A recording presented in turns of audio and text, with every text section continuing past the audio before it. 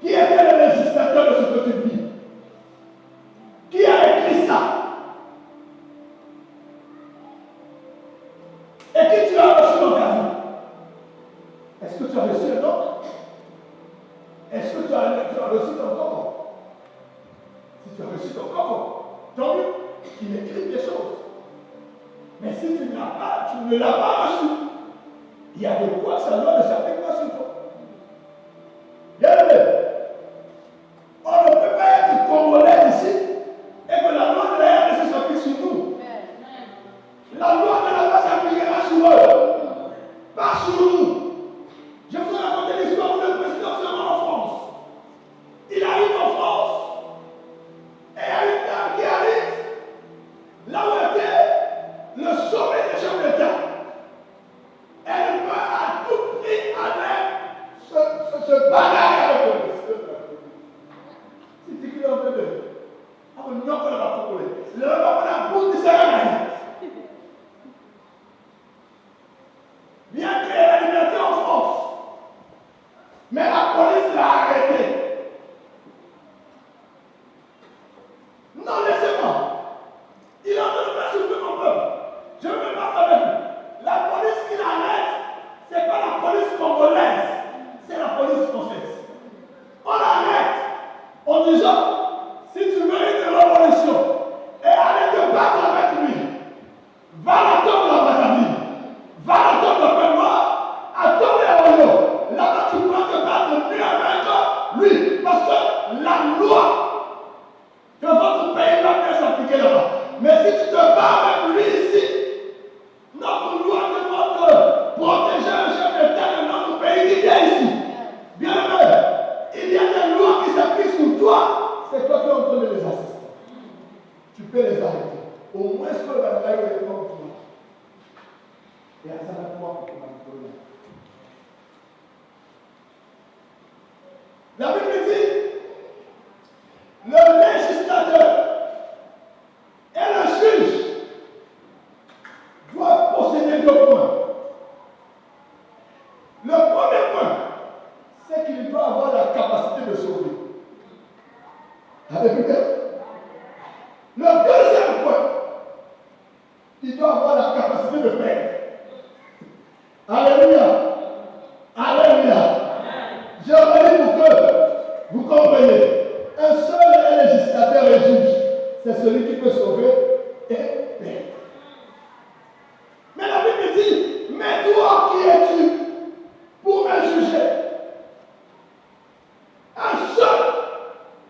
Mais il doit avoir la capacité de sauver et la capacité de perdre.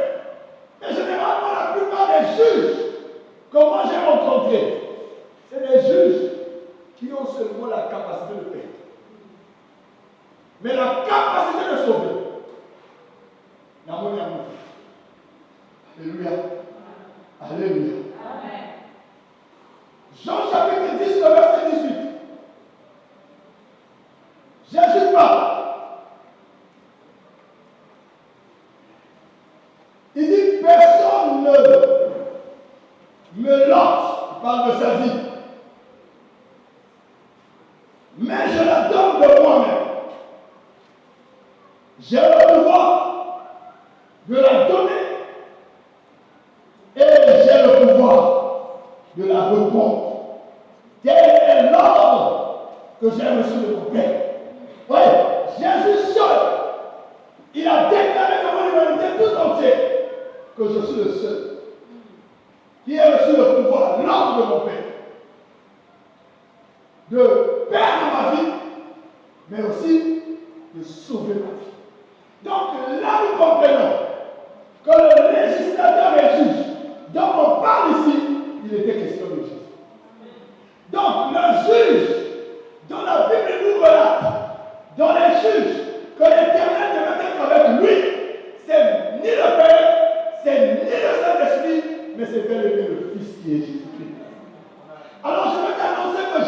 est le juge. Par-dessus Jésus est le juge. Donc, Jésus est au quartier. Alléluia. Jésus est au quartier. Mais, je ne veux pas encore le juge pour juste cadrer mon message.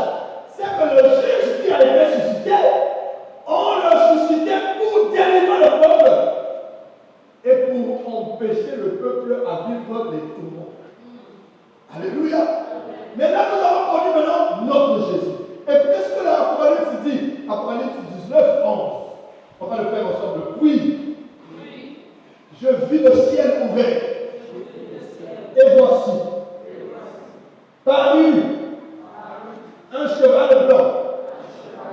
Celui qui montait s'appelle fidèle et juste et véritable. Il juge et combat avec justice. Bien aimé, notre juge, il juge et il combat, mais avec justice. C'est-à-dire que Jésus ne combat pas n'importe comment. Jésus ne combat pas pour le plaisir de combattre, mais Jésus combat dans la justice. Donc là, il est question quand Jésus, tu l'appelles dans ton combat, et il se rend compte que tu es fautif. Tu es fautif. Jésus ne va pas combattre pour te donner la victoire. Pourquoi? Parce que lui, il combat dans la justice. S'il fait l'injustice là, même le diable va lui dire, mais toi tu es juste. Comment se fait-il? Moto est par exemple, on va dire là.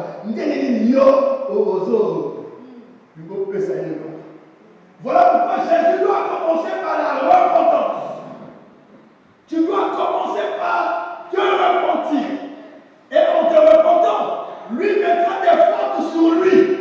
Et quand tes fautes seront sur lui, il va procéder à ce que nous avons vu pendant la délivrance, la guérison divine, qu'on appelle l'expiation du péché. Donc Jésus va expier le péché dans ta vie. Et quand il expie le péché dans ta vie, ça veut dire que tu deviens sans péché devant lui. Alléluia. Et quand il te trouve maintenant sans péché, à ce moment-là, il peut combattre pour toi et te donner la victoire, même si le nom peut dire que tu as. Parce que l'opération de l'expiation a été faite. Bien aimé, Jésus est le juge. Qui juge avec justice. Amen. Mais la justice de Dieu n'est pas la justice du monde. La justice du monde peut être corrompue, mais la justice de Dieu ne peut pas être corrompue. On ne peut pas corrompre avec la justice de Dieu. Avec la justice de Dieu, il faut être aligné par rapport à la parole de Dieu, comme a dit Jean-Baptiste. Il faut être disciple. Amen. Alléluia. Alléluia. Alléluia. Il faut être disciple. Mais le disciple, comme a dit Jean-Baptiste, il vit à l'image de son maître. Donc si on va le mettre, on peut constater que lui là, il est aussi avec lui, parce que dans ses façons de faire, on retrouve les façons de faire du maître. Voilà pourquoi lorsque on était en train d'emmener Jésus à la crucifixion, quand on a vu Pierre en train de parler, elle dit là, toi aussi apparemment, tu étais avec lui, parce que nous remarquons dans ton langage cet art. Bien sûr que dans ton langage, on remarque l'état de Christ. Quand il nous fait nous avons dit pour un retour, intéressez-nous, où sont les terres de Christ là? Et quand tu finis de faire ces choses de barbarie, tu viens, mais quand tu as les tu passes ta vie à ne pas l'égaler. Tu passes ta vie à ne pas être comme lui. Mais quand il y a des choses que le ministre dit, elle va raconter là. Mais quand il y a ça juste. Parfois appliquer ta vie à la justice. Mais l'avantage que nous avons, c'est qu'il a la capacité de pardonner et de faire aussi sa volonté sur nous. Parce que dans ces trois dimensions qui ne sont réservées qu'à lui seul, il peut faire aussi des choses par sa façon d'agissement souverain. Agissement souverain, excusez-moi. Alléluia. Et nous allons voir comment Jésus peut agir souverainement dans la vie de celui qui est tourmenté. Alléluia. Bien aimé, vous savez, les esprits tourmentent les humains et Christ lui tourmente les esprits. Luc chapitre 8, le verset 28, je vais terminer par là. On va le faire ensemble. Ayant vu Jésus, il poussa le cri. Se jeta à ses pieds. Il dit d'une voix forte: qu'a-t-il entre moi et toi, Jésus, Fils du Très-Haut? Je t'en supplie, ne me tourmente pas. Alléluia. Les esprits ont pu tourmenter les enfants d'Israël. Mais nous voyons ici, Jésus, il a la capacité lui maintenant de tourmenter les esprits impurs. Bien aimé, Jésus va tourmenter les esprits impurs. Mais ici, il est question d'un homme qui était fou. Un homme qui avait perdu la raison. Il a élu domicile dans les cimetières, dans les sépulcres. Et un jour, Jésus passe par le chemin qui était ce temps. Bien aimé, la Bible dit, cet homme ayant vu Jésus, Jésus n'était pas entré en lui, mais cet homme a vu Jésus. Quand il a vu Jésus, cet homme est venu se jeter à ses pieds. Et il a commencé à crier d'une voix forte, en disant: qu'y a-t-il entre moi et toi? Et il dit à Jésus: je t'en supplie, ne me tourmente pas. Bien, Jésus n'était pas dans ce temps, mais Jésus était dans l'environnement où il était ce temps. Bien, dans une église, quand il y a la présence de Dieu, un esprit ne peut pas entrer et régner. Parce que rien que la présence de Christ dans l'église a tourmenté les esprits. Jésus est arrivé dans les cimetières. Il n'était pas dans ce temps. La Bible dit, l'esprit qui était dans ce temps a commencé à dire à Jésus: ne viens pas me tourmenter. Ne nous tourmente pas. Je veux te dire que Jésus tourmente les esprits. Mais posons-nous la question, pourquoi Jésus tourmente les esprits? Repartons dans le juge pour aller chuter. La Bible dit, il suscitait les juges pour que les juges accordent la délivrance. Et également, la libération des esprits qui tourmentaient les enfants d'Israël. Mais qu'est-ce qui se passait à cette époque? C'est que chaque fois que, après la mort de Josué, le peuple d'Israël s'est plongé complètement dans la prostitution. Alors Dieu a suscité les juges. Et ça commençait par Onel. Vous allez voir tous les juges qui sont passés. Or, la promesse était, c'est que durant toute la période où le juge devait être vivant, les esprits n'allaient pas tourner. Et vous allez voir que durant tout le temps que Otniel est resté vivant, aucun démon n'a perturbé les enfants d'Israël. Mais lorsque Otniel est mort, la Bible dit, les enfants d'Israël, parce que la conduite spirituelle, la constitution spirituelle. Et lisez, vous avez vos Bibles, vous allez voir tous les 13 rois, après leur mort, Israël repartait dans le péché.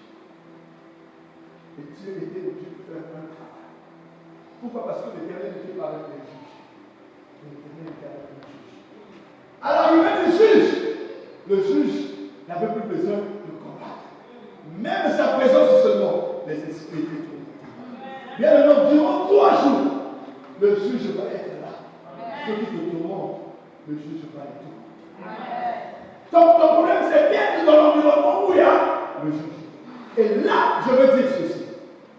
Bien aimé, en disant cela, j'ai compris une chose. Une vie que Christ est présent ne peut pas être tourmentée par les esprits. Je reprends. Une vie que Christ vit.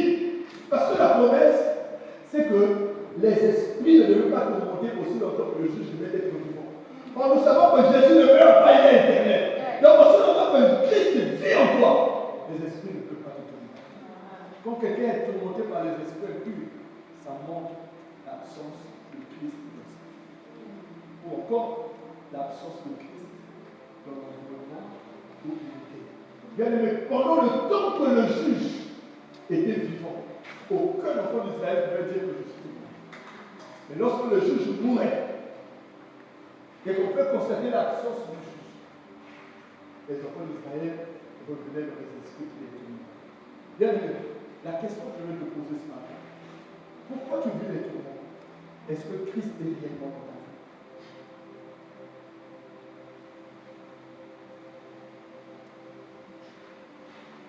Quand quelqu'un est tourmenté, c'est un véritable signe qui doit nous montrer que Christ est dans son vie. Parce que lorsque le juge était vivant, la Bible dit, durant toute la période où le juge devait être vivant,